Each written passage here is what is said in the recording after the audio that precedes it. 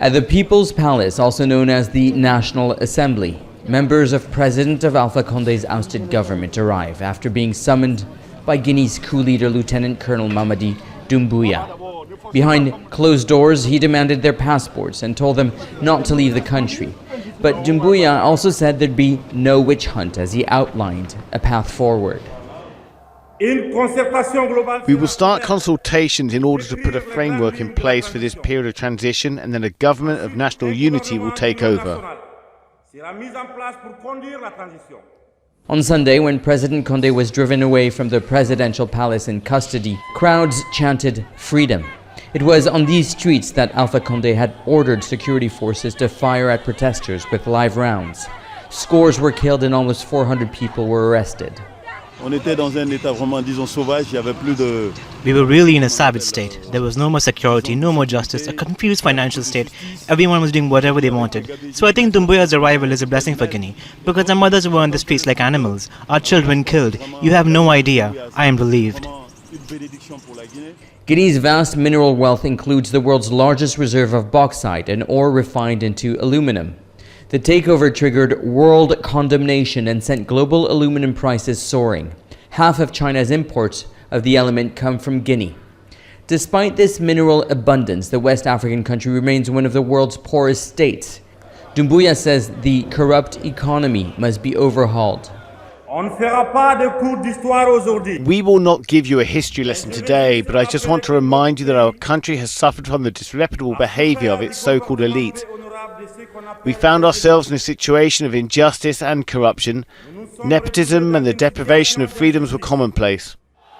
For Doumbouya in Guinea, the pressure is on to explain how he will begin overturning a system he says has stolen from the people for too long. Nicholas Hawke, Al Jazeera. Well, Paul Melly is a consulting fellow at Chatham House. He says the coup leader has significant challenges ahead. Well, he's clearly saying all the right things now about a transition, about an inclusive political approach, reminding people of the need for the reforms, all the governance failures of the past, all of that.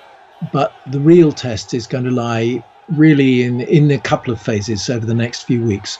First of all, in his internal discussions, he's got to secure the acquiescence, if you like, of a broad tranche of the political class and civil society in this transition. And although a lot of people are expressing relief that Alpha Condé has been turfed out, that's not quite the same thing as signing up for all the details of the new transition.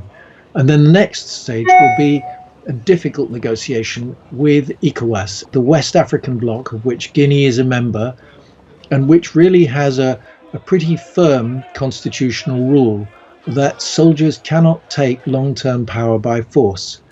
Occasionally there's been a democracy coup, but immediately ECOWAS puts very heavy pressure on the country concerned, on the soldiers who've taken over, basically to say we need a clear roadmap for a transition back to normal constitutional multi-party elections. It's not a given that the scenes of delight in the streets, people welcoming the end of Alpha Condé's rule, will automatically ensure real buy-in into the transition. And the transition has to look particularly credible in Guinea because past periods of military rule have been characterized by really awful brutality.